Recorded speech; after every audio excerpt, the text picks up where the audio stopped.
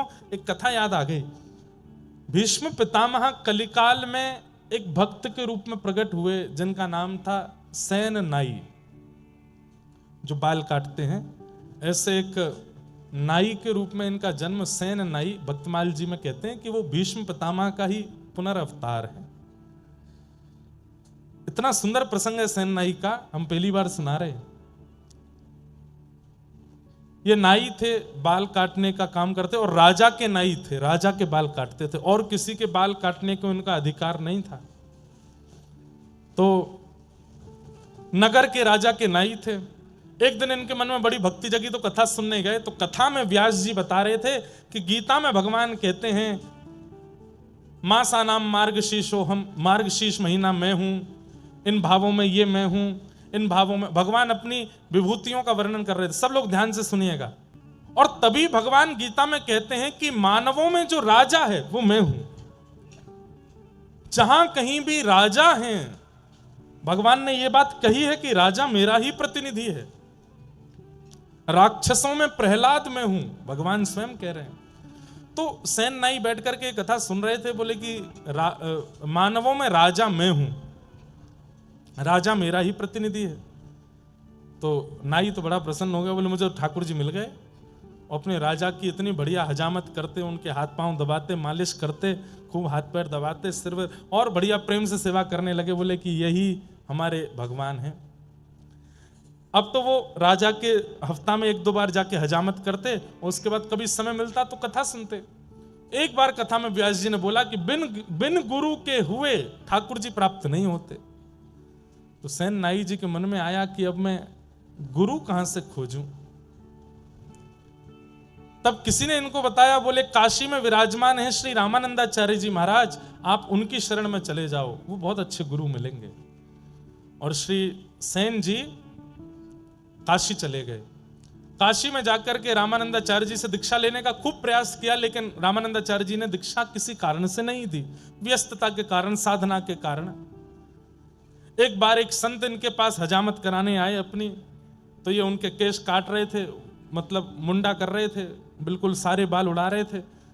शिखा छोड़ दी तो संत विरक्त थे, उन्होंने कही शिखा भी काट दो। उन्होंने कही अरे आप कैसी बात कर रहे हैं, मैं शिखा नहीं काटूंगा, ये तो बहुत बड़ा पाप है। बोले अरे मैं विरक्त हूं, विरक्त शिखा सूत्र नहीं रखते। सेन नाई जी बोले आप जो कहेंगे सब स्वीकार है, पर शिखा नहीं काटूंगा। तो बोले भैया काटनी पड़ती है, हम विरक्त हैं, हम शिखा नहीं रखते। तब अंत में सेन नाई जी ने कहा आप बहुत बड़े संत हैं, बहुत बड़े महात्मा हैं, रामानंदाचार्य जी से बुलवा दीजिए कि शिखा काट सकते हैं तो मैं काट दूंगा। सेन नाई जी ने बड़ी युक्ति समझी कि भाई इसी से गुरु सन्निधि भी मिल जाएगी और इनकी शिखा भी काट देंगे। संत लेकर के रामानंदाचार्य जी के पास गए। तो रामानंदाचार्य जी को ये बात बड़ी अच्छी लगी कि इन्होंने लाख कहने पर भी शिखा काटी नहीं, कितना इनका भाव है। और वो सब भाव देख करके, प्रेम देख करके रामानंदाचार्य जी ने फिर समझा करके जो भी भाव था वो कराया। सेन नाई जी की इस निष्ठा को देख करके उन्होंने दीक्षा प्रदान की, तिलक दिया, नाम दिया, मंत्र दिया। सेन नाई जी बोले आज्ञा करें। बोले आज्ञा यही है, वापस अपने गांव जाओ और वहीं रह के भजन करो। तो सेन और संत जन जब भी गांव में आवे, सब काम छोड़ करके उनकी सेवा करना, ये हमारी आज्ञा है। जो मंत्र दिया है इसका जाप करो, संतों की सेवा करो। सेन नाई जी लौट करके अपने गांव आ गए। राजा ने इनको बुलवाया कि कल हमको एक दूसरे राजा से मिलने के लिए जाना है, सुबह आकर के हमारी हजामत कर दो, मालिश वालिश कर दो, उसके बाद हम स्नान करेंगे फिर जाएंगे। रात्रि में सब व्यवस्था करके सेन नाई जी सोए। सुबह उठे तो क्या देखा, कीर्तन की ध्वनि आ रही है। और तभी देखे कि अयोध्या से कुछ संतों की जमात दर्शन करने के लिए जगन्नाथपुरी जा रही है और मार्ग में इनके गांव में होकर निकल रहे हैं। तभी गुरु आज्ञा स्मरण में आई कि 100 काम छोड़ के संतों की सेवा करना। सेन नाई जी काम छोड़ा नहीं, भूल गए कि राजा के यहां जाना है। संतों को प्रणाम किया, वो कहा हमारे घर चलें, आप सबकी मैं सेवा करूं।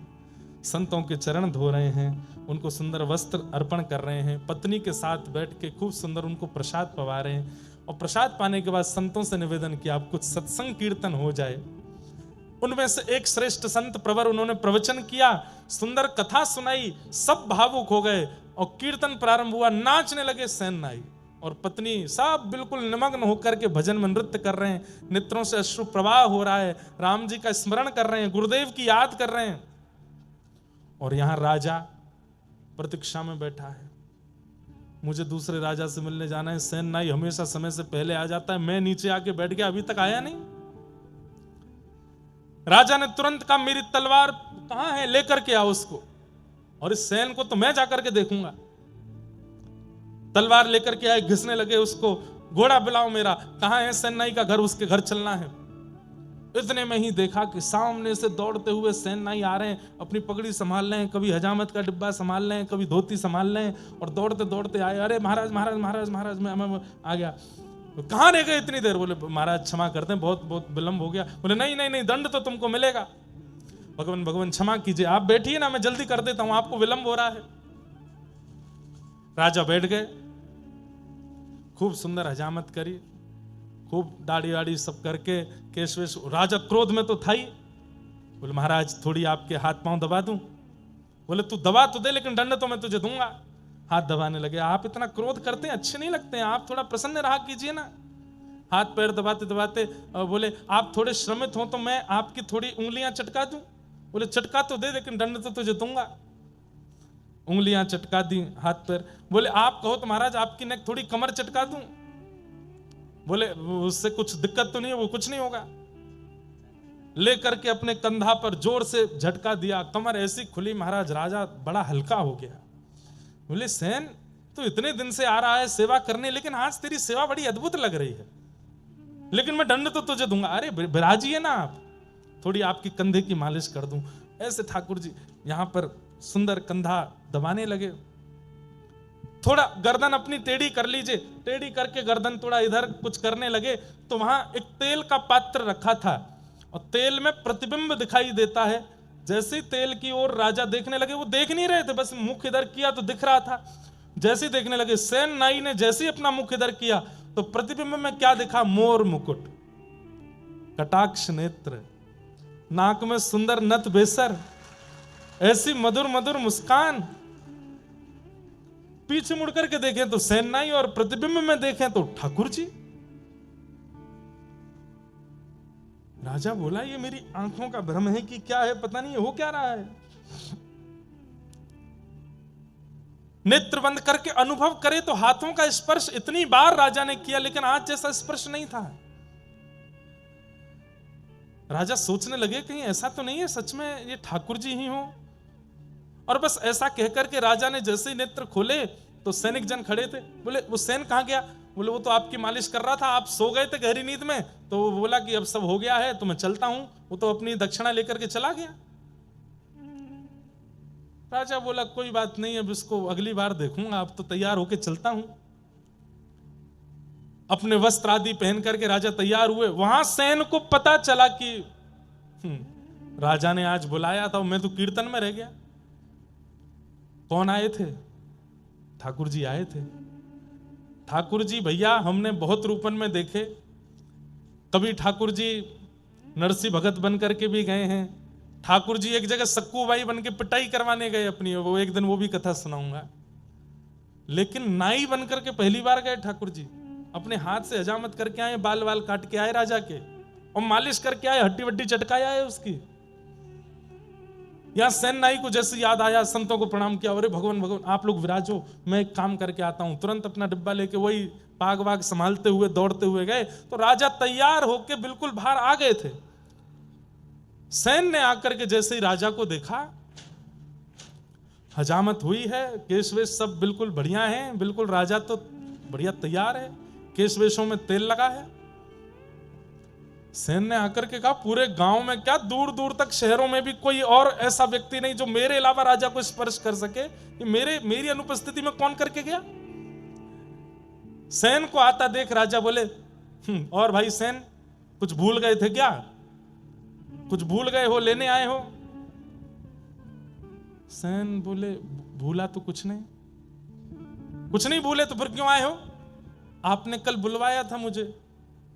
अरे तो कितनी बार आओगे? सुबह आके तुम सब करके तो गए, अब क्यों आए हो दोबारा? सेन बोला मैं नहीं आया था, मेरे घर तो संत जन आए हुए थे, मैं उनकी सेवा में लगा था, कीर्तन कथा चल रही थी मेरे घर में, तो मुझे देरी हो गई तो मैं दौड़ा दौड़ा आया कि आपकी हजामत करूं। सैनिक जन बोले अरे तू क्या पागल हो गया, भांग वांग खा के आया है क्या, तू तो आके गया यहाँ पे सब करके गया है, हमने तुझे दक्षिणा भी दी थी। और बोले हर बार तो तू इतने 10 सोने की मोहर लेके जाता था, आज बड़ी तुझे कंजूसी चढ़ी थी, बार बार कहते एक और दे दो, थोड़ा सा और दे दो, कहां लेके जाओगे इतना, और दे दो। आज 20 सोने की मोहर लेकर के गया था। मैं नहीं आया हूं, मुझ पे नहीं है कुछ भी। राजा बोला झूठ बोलते हो। अरे वो संतों की जमात निकल रही है, मैं उनको बुलाता हूं। संतों की जमात बुलाई गई। बोले कहां था ये? बोले तो हमारे साथ थे, सुबह से सेवा पूजा भजन में लगे थे, बस ये बात हुई, यहां सेन के आंसू छूटे, वहां राजा के आंसू छूटे। सेन ने कहा सत्य में मैं था? बोले बिल्कुल तुम जैसा ही था, लेकिन आज मैं तब कह रहा था कि स्पर्श इतना अद्भुत क्यों है, और तुमने सेन कभी मेरी उंगलियां नहीं चटकाई, आज तो उंगली चटका के गए, कमर चटका के गए, गर्दन वर्दन सब करके गए हो। और अंत में एक अनुभव मुझे हुआ था, क्या? कि मैंने तेल के पात्र के प्रतिबिंब में जब देखा तो वहां सेन नहीं, वहां पर कोई मोर मुकुटधारी दिखाई दे रहा था। सेन तो बस वहीं मूर्छासी में आ गए, राजा के चरण पकड़ लिए, बोले धन्य हैं आप, मैं आपके अंग को छू लूं? क्यों? क्योंकि श्याम सुंदर आपको छू के गए। श्री ठाकुर जी ही आए थे। राजा ने तुरंत सेन को उठाया, राजा दंडवत हो गए, बोले कि महाराज अब आज से आपको मेरी हजामत नहीं करनी, आज से आपको ये सब क्रिया नहीं करनी है, तो आज से आप मेरे राजगुरु हैं। जिनकी कृपा से ठाकुर जी मेरे भवन में आ गए, जिनकी कृपा से ठाकुर जी का स्पर्श मुझे मिल गया, ऐसे आप नाई नहीं रह सकते, आप तो मेरे गुरु हैं। और उस दिन से सेन जी गुरु के रूप में प्रतिष्ठित हो गए। बहुत अच्छा चरित्र है सेन।